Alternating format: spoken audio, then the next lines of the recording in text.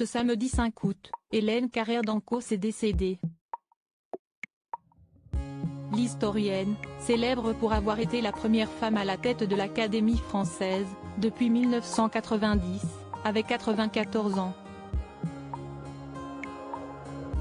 Ce sont ses enfants, Emmanuel, Nathalie et Marina, qui ont annoncé la triste nouvelle à l'AFP, en précisant qu'elle s'était éteinte paisiblement, entourée de sa famille.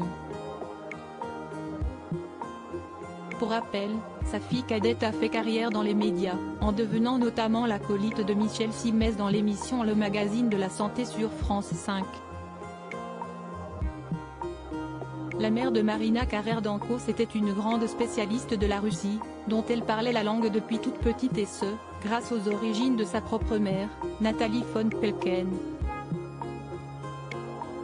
Elle avait publié plusieurs livres sur le sujet, dont des biographies de Lénine, de Staline et de Catherine II de Russie, et avait rencontré Vladimir Poutine à plusieurs reprises.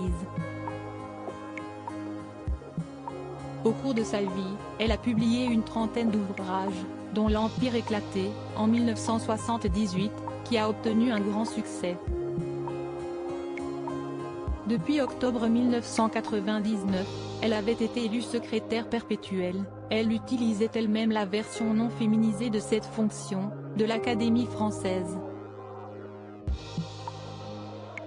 Femme politique, Hélène Carrère d'Ancos a aussi été députée européenne dans les années 1990, et ce, pendant 5 ans. L'académicienne avait été diplômée de l'Institut des sciences politiques, et avait décroché un doctorat d'État ès-lettres. Elle avait d'ailleurs donné des cours d'histoire à l'université Panthéon-Sorbonne, ainsi qu'à Sciences Po. Supérieure à ces tragiques décès de personnalités qui ont déjà marqué l'année 2023, une fille cadette qui était gênée par la carrière de sa mère. Quant à sa dernière fille, Marina Carrère d'Ancos, elle se livrait dans les colonnes de Gala, en novembre 2022, sur le parcours impressionnant de sa mère. S'apaise et tire vers le haut à la fois, lançait le médecin échographiste et animatrice télé de 61 ans, en révélant que ça n'a pas toujours été facile d'être la fille d'eux. Elle avait alors expliqué ne pas avoir osé s'inscrire à Sciences Po, à cause de la présence de sa mère. Pour la jeune femme si peu sûre d'elle que j'étais, c'était effectivement trop lourd d'aller à un endroit où ma mère était professeure et mon frère, devenu écrivain, note de la rédaction, ancienne élève, avait déclaré celle qui ne voyait pas exister à côté d'eux.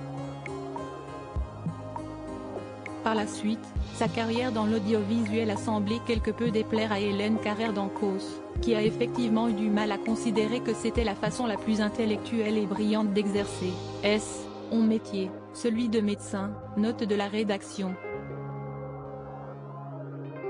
Article écrit avec la collaboration de 6 médias Crédit Photo, Dominique Jacovide.